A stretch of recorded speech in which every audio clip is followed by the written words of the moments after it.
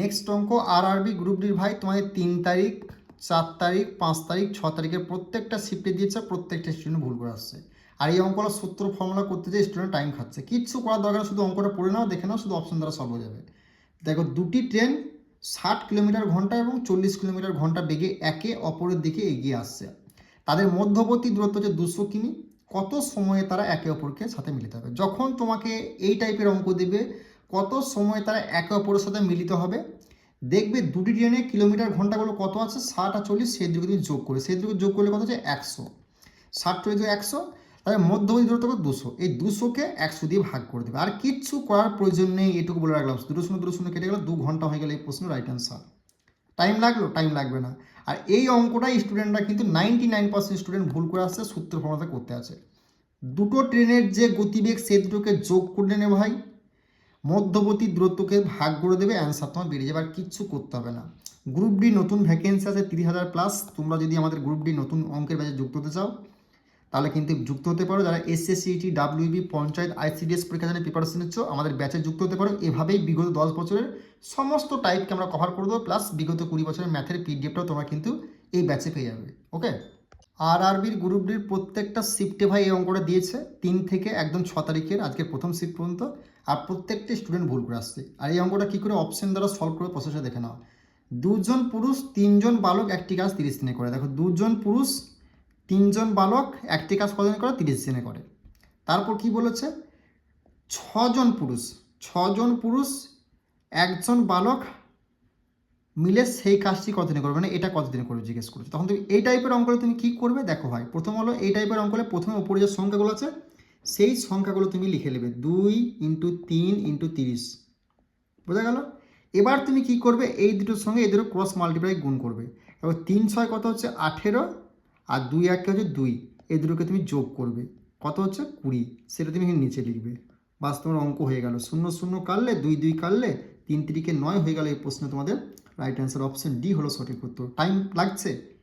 তো এভাবে তুমি যদি অঙ্ক শিখতে চাও, বেঙ্গলি টেক্সট বুক অ্যাপে আসতে পারো। গ্রুপ ডি 30,000 ভ্যাকেন্সি আবার আসতে চলেছে, এনটিপিসির 20,000+ ভ্যাকেন্সি আসতে চলেছে, plus SSC, GD, WB, panchayat, আইসিডিএসের অঙ্কের ব্যাচ আমরা শুরু করেছি। রেলওয়ে, এসএসসি, ম্যাথ ব্যাচের সমস্ত এক্সামের 10 বছরের অঙ্ক তুমি সেখানে সলভ পাবে। আর এভাবেই সলভ করবো, কোনো রকম অঙ্ক তোমার চাপ দেবো না, এটুকু তোমার বলে রাখলাম। আর অঙ্কের ক্লাস যদি ভালো লেগে থাকে অবশ্যই ভাই কমেন্ট করে একটু জানিয়ে যে ক্লাস করে তোমাদের কেমন লাগে, তোমরা বুঝতে পারছো কি পারছো না। ওকে।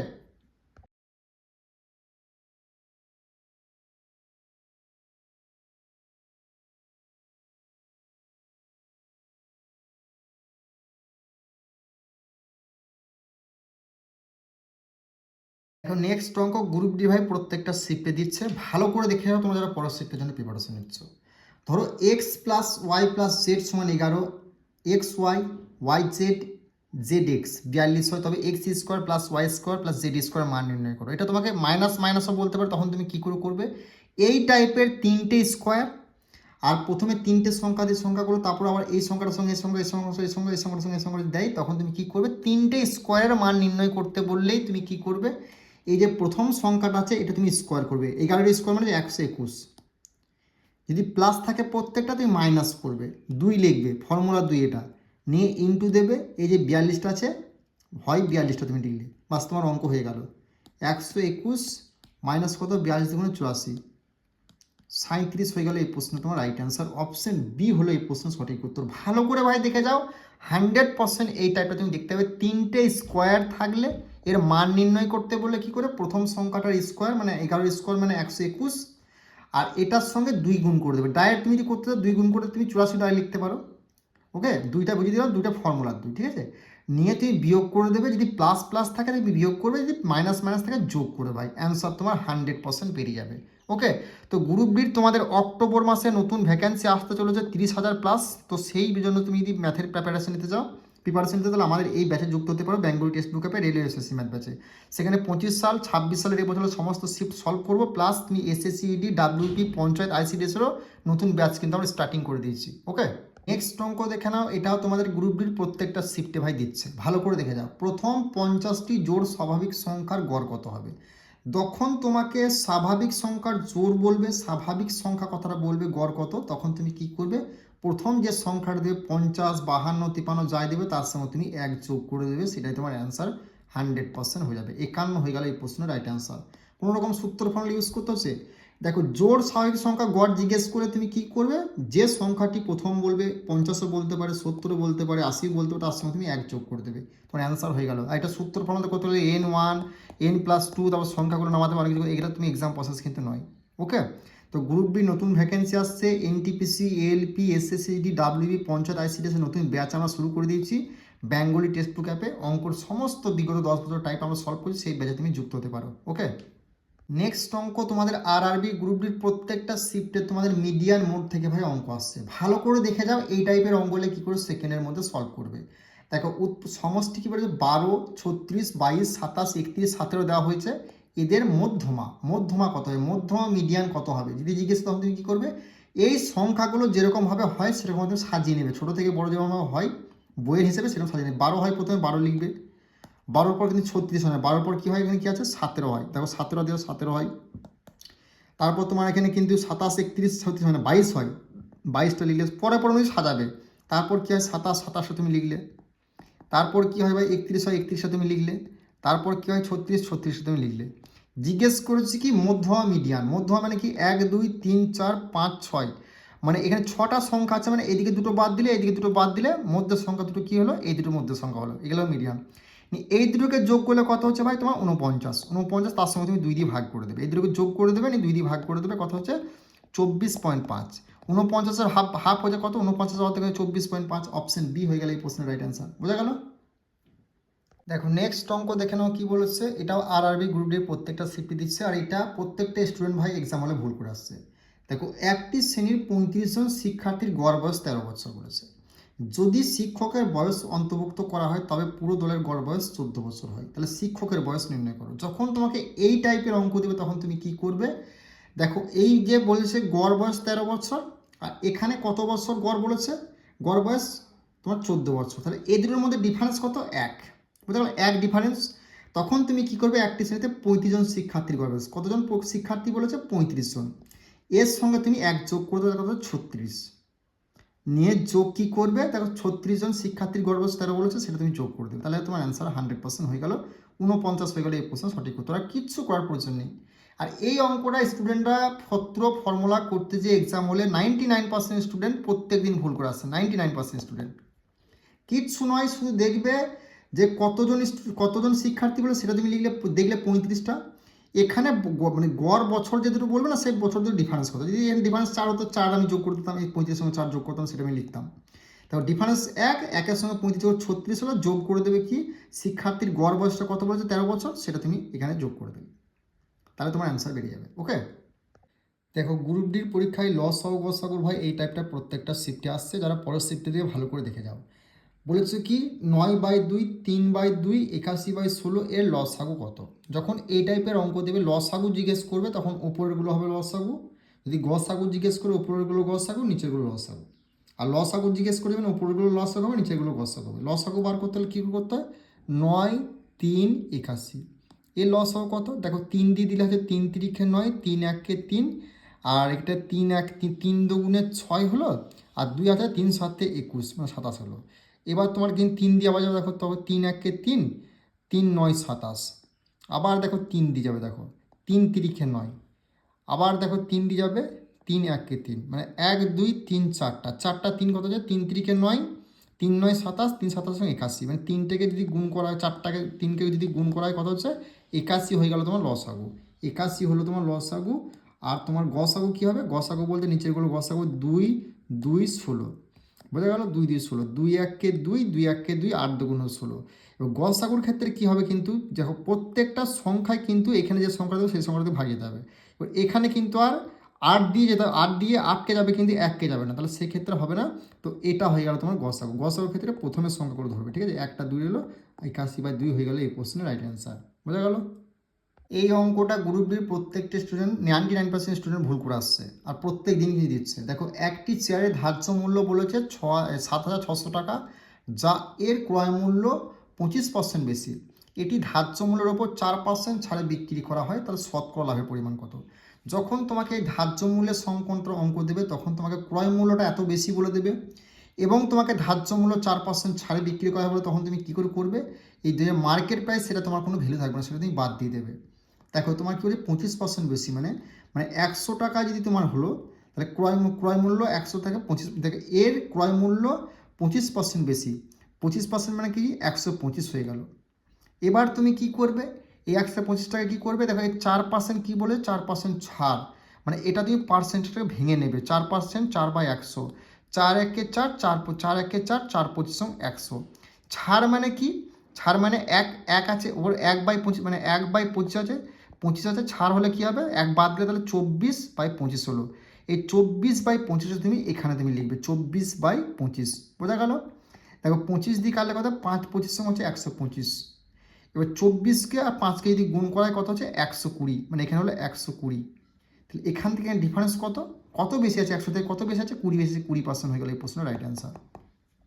কোথায় রয়েছে, অপশন ডি হলো এই প্রশ্নের সঠিক উত্তর। আশা করছি বুঝতে পেরেছো, কোনো টাইম লাগবে না, তুমি যদি প্র্যাকটিস করো না এভাবে সেকেন্ডের মধ্যে এক্সাম হলে করে আসতে পারবে, এইভাবে তুমি অঙ্ক বার করতে পারবে। ওকে, নেক্সট এই টাইপটা ভাই তোমরা যারা গ্রুপ ডি দেবে ভাই পরের শিফটে ভালো করে দেখে যাও, 100% তুমি দেখতে পাবে তোমার শিফটে। দেখো একজন দোকানদার 12টি আপেল 24-এ কেনেন এবং 15টি আপেল 36-এ বিক্রি করেন, তো শতকরা লাভের নির্ণয় কত। দেখো এই টাইপের অঙ্ক বললে কি করবে, বা দেখো 12টি আপেল ক টাকায় কিনেন বলে 24 টাকায় কিনেন, 24 তুমি লিখলে, বোঝা গেল। 15টি আপেল ক টাকায় বিক্রি করেন, 36 টাকায় বিক্রি করেন। এবার এগুলো যদি কাটাকাটি না, কাটাকাটি তুমি করে নেবে। দেখো 12 একে 12, 12 দুগুণে 24, 5 দিয়ে তোমার 3 দিয়ে দিলে 3 5 15, 3 12 36, বোঝা গেল। এবার তুমি কি করবে, কোনাকুনি যদি গুণ হয় গুণগুলো কোনাকুনি গুণ করবে। 5 দুগুণে কত হচ্ছে 10, 12 একে কত হচ্ছে 12, এ দুটোর মধ্যে ডিফারেন্স কত ভাই 2, ওপরে যেটা সংখ্যা থাকবে ছোটো সেটা তুমি নিচে লিখবে 10 ইন্টু 100, বোঝা গেল। নিয়ে 10 10-এ কত হয় 100, 10 দুগুণে কত হলো 20, 20 হয়ে গেল তোমার এই প্রশ্নের রাইট অ্যান্সার কোথায়, অপশন বি হলো এই প্রশ্ন সঠিক উত্তর। আশা করছি এরকম টাইপের অঙ্ক তুমি এক্সাম হলে করে আসতে পারবে। ওকে, নেক্সট অঙ্ক দেখে নাও, গ্রুপ ডির প্রত্যেকটা শিফটে তোমাদের এই বিভাজ্য দ্বারা অঙ্কটা দিচ্ছে, হয় 11 দ্বারা দিচ্ছে না 8 দ্বারা দিচ্ছে, বোঝা গেল। তো এই টাইপের অঙ্ক হলে কী করে সেকেন্ডের মধ্যে সলভ করে দেখে নাও।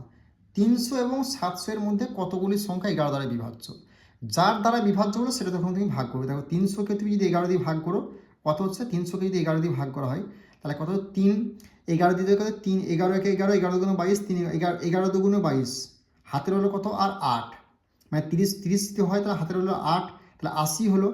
80কে তোমার কত হচ্ছে 7 11 77, মানে অ্যাপ্রক্স যাবে 7 11 77 পর্যন্ত এসে, বোঝা গেল। তাহলে 27 হলো, এটা বোঝা গেল 27 হলো। এরপর তোমার 700কে 11 দিয়ে ভাগ করলে কত হচ্ছে, অ্যাপ্রক্স করবে কিন্তু, ঠিক আছে 11। দেখো 70 হচ্ছে মানে 66, মানে 6 11 এবং 66, 6 11 এবং 66 তোমার তাহলে কত বলো 6 গেল, 6 11 এবং 66, আর 66 হলে 70 পর্যন্ত পড়ে কত 4 পড়ে হচ্ছে, মানে 40 হলো। তাহলে 40 হলে 3 11 এবং 33, মানে 63 হলো, অ্যাপ্রক্স 63 আর পুরো 27। তো এই দুটোকে বিয়োগ করে দেবে, কী করলে বিয়োগ করে দেবে, তো 63 27কে যদি বিয়োগ করে কত হচ্ছে 36 হয়ে গেল এই প্রশ্নে তোমাদের রাইট অ্যান্সার। আশা করছি বুঝতে পেরেছো, অ্যাপ্রক্স করবে আর কিন্তু করবে না, ঠিক আছে। তো এটা হয়ে গেল এরকম 11 দ্বারা বিভাজ্য, আর 8 দ্বারা বিভাজ্য তোমাকে আগের অঙ্কটা দেখিয়েছি, যদি না দেখে থাকো প্লেলিস্টে গিয়ে দেখে নাও। নেক্সট অঙ্ক তোমাদের চক্রবৃদ্ধি সুদ নির্ণয় করো, প্রত্যেকটা শিফটে কিন্তু গ্রুপ ডি আসছে, ভালো করে দেখে নাও। চক্রবৃদ্ধি সুদ যদি নির্ণয় করতে বলে 2 বছরে, তখন তুমি কী করে করবে, এর যে 8,000 টাকা আছে 8,000 টাকাটা তুমি প্রথমে লিখবে, কোথাও 8,000 টাকাটা প্রথমে তুমি লিখলে। এবার তুমি কি করবে, 10% হারে দুবার, একবার দুবার তুমি গুণ করবে।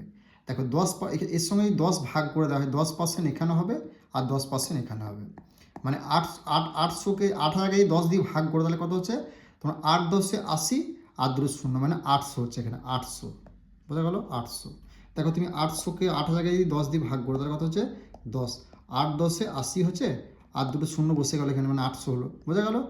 এবার এই 800কে 10 দিয়ে ভাগ করলে কত হচ্ছে 8 10 80, 8 আর একটা শূন্য বসে গেল, মানে 8, মানে দুবার তাহলে দুটো হয়ে গেল। এবার এখানে কিন্তু 2 আর 1 কিন্তু থাকবে, মানে 2 বছর আর 1 বছর, 2 বছর হলে এখানে 1 থাকবে, এখানে 2 থাকবে। এটার সঙ্গে এটা গুণ করবে, সেটা কত হলো 8 দুগুণে 16 হলো 1600, আর এটার সঙ্গে এটা গুণ করলে কত হচ্ছে 80 একে 80, নিয়ে এই দুটোকে যোগ করে দেবে, সেটা তোমার অ্যান্সার হবে কত হচ্ছে 1680 হয়ে গেল এই প্রশ্নের রাইট অ্যান্সার, বোঝা গেল। যখন তোমাকে 2 বছরের বলবে তখন যে টাকাটা বলে সেটা তুমি লিখবে, এখানে উপরে 2 আর 1 লিখবে, বোঝা গেল। এটার 10% বার করবে। দেখো 8 10 দিয়ে যদি 8,000কে তুমি ভাগ করা হয় তাহলে কত হচ্ছে 800, 800টা তুমি লিখলে।